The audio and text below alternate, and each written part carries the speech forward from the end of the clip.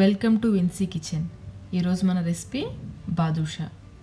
చిన్న చిన్న టిప్స్ పాటిస్తే మనం ఇంట్లోనే చాలా పర్ఫెక్ట్ బాదుషాలని చేసుకోవచ్చు.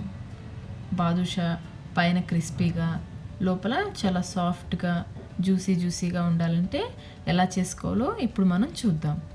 దీనికోసం కావాల్సిన పదార్థాలు: మైదా 1/2 కిలో. ఈ పిండిని ఒకసారి మనం మెజర్ చేద్దాం. 2 కప్స్ మైదా పిండి వచ్చింది. ఈ 2 కప్స్ మైదా పిండికి 1/3 కప్, అంటే మనం ఏ కప్పుతో అయితే మైదా పిండి తీసుకున్నామో అదే కప్పుతో 1/2 కప్ కంటే కొంచెం ఎక్కువ, అరకప్పు కంటే కొంచెం తక్కువ నెయ్యి కానీ కరిగించుకున్న వెన్న కానీ తీసుకోవాలి. అలాగే 1/3 కప్ ఫ్రెష్ పెరుగు తీసుకోవాలి. ఇది 3 టేబుల్ స్పూన్స్ పెరుగు ఉంటుంది. ఇప్పుడు ఒక మిక్సింగ్ బౌల్ తీసుకుని దాంట్లో జల్లించుకున్న మైదా, 1/3 కప్ పెరుగు, 1/3 కప్ నెయ్యి కానీ కరిగించుకున్న వెన్న కానీ, 1/2 teaspoon baking powder, 1/2 teaspoon sugar వేసి అంతా బాగా కలిసేలాగా కలుపుకోవాలి. ఇలా కలుపుకున్న పిండిలో కొంచెం వాటర్ వేసుకుంటూ ముద్దలాగా చేసుకోవాలి. డైరెక్ట్గా వాటర్ పోయకుండా ఇలా చేతిలో వాటర్ పోసుకున్నామంటే వాటర్ ఎక్కువ అవ్వకుండా ఉంటుంది.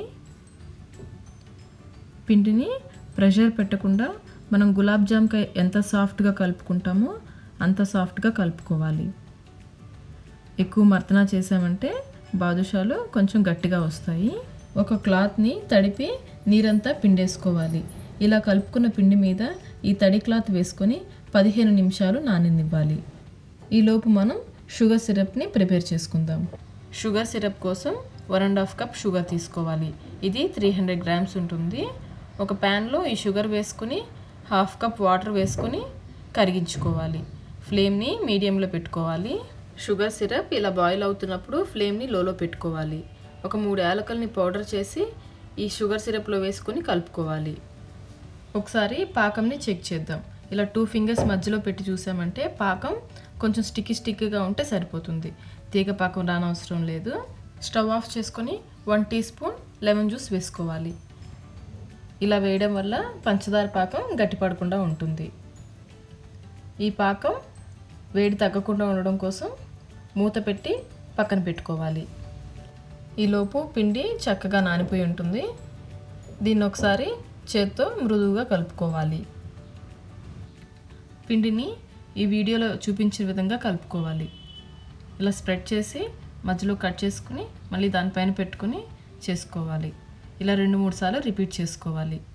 ఈ విధంగా చేస్తే బాదుషా లోపల పొరలుగా వస్తుంది. పిండిని 2 భాగాలుగా చేసుకోవాలి. ఇలా రోల్ చేసుకుని చాక్తో చిన్న పీసెస్ లాగా కట్ చేసుకోవాలి. మనకి ఏ సైజు కావాలంటే ఆ సైజులో కట్ చేసుకోవచ్చు. చూసారా పిండి లోపల ఎంత బోల్గా ఉందో? ఈ విధంగా ఉంటే బాదుషా పొరలుగా వస్తుంది. అలాగే షుగర్ సిరప్ లోపల వరకు వెళ్తుంది. ఇప్పుడు ఈ పిండి ముద్దని 2 అరచేతుల మధ్యలో పెట్టుకొని చాలా సాఫ్ట్గా ఒకే డైరెక్షన్లో రోల్ చేసుకోవాలి. ఇప్పుడు దీనికి మధ్యలో నొక్కు పెట్టుకోవాలి. అలాగే రెండో వైపు కూడా నొక్కు పెట్టుకోవాలి. ఇదే విధంగా మిగిలిన బాదుషాలన్నీ చేసుకోవాలి. ఇలా రోల్ చేసేటప్పుడు చాలా సాఫ్ట్గా రోల్ చేయాలి.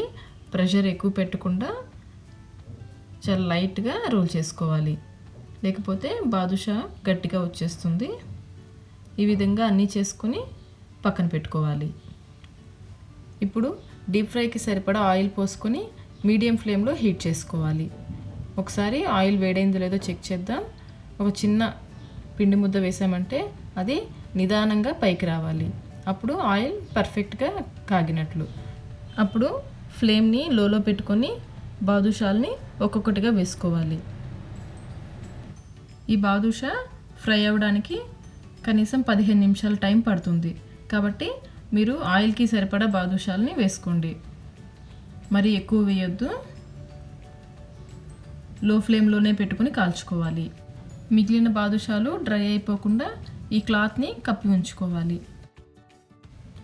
కొంచెం సేపటికి ఈ బాదుషాలన్నీ ఆయిల్లో పైకి తేలుతాయి. ఒకసారి గరిటతో కొంచెం పక్కకి జరిపామంటే ఈ బాదుషా ఈజీగా పైకి తేలడానికి ఈజీగా ఉంటుంది.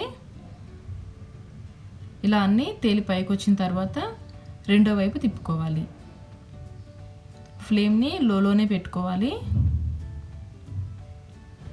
మధ్య మధ్యలో రెండు వైపులా తిప్పుకుంటూ గోల్డెన్ బ్రౌన్ కలర్ వచ్చే వరకు ఫ్రై చేసుకోవాలి. బాదుషా చక్కగా వేగిపోయింది. ఎక్సెస్ ఆయిల్ని డ్రైన్ చేసుకుని పాకంలో వేసుకోవాలి.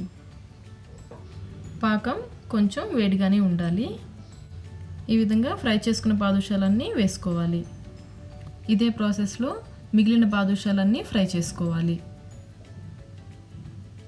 ఈ బాదుషాలని పాకంలో రెండో వైపు తిప్పుకోవాలి. 15 నిమిషాల పాటు షుగర్ సిరప్లో ఈ బాదుషాలని నాననివ్వాలి. తర్వాత ఒక బౌల్లోకి ట్రాన్స్ఫర్ చేసుకోవాలి. ఈ మిగిలిన షుగర్ సిరప్లో ఫ్రై చేసుకున్న బాదుషాలని వేసుకోవాలి. ఈ షుగర్ సిరప్ చల్లగా అయిపోతే లో ఫ్లేమ్లో 1 నిమిషం పాటు హీట్ చేయండి. ఒకవేళ మీకు పంచదార పాకం గట్టిగా అయిపోతే ఒక 2 స్పూన్స్ వాటర్ వేసి మళ్ళీ పాకం పట్టుకోండి. వీటిని కూడా ఒక 15 నిమిషాల పాటు నాననివ్వాలి. అంతే, ఎంతో టేస్టీగా ఉండే బాదుషా రెడీ. కొంచెం ఓపికగా చేసుకున్నామంటే పైన క్రిస్పీగా లోపల సాఫ్ట్గా ఉండేలాగా బాదుషాల్ని మనం ఇంట్లోనే చేసుకోవచ్చు.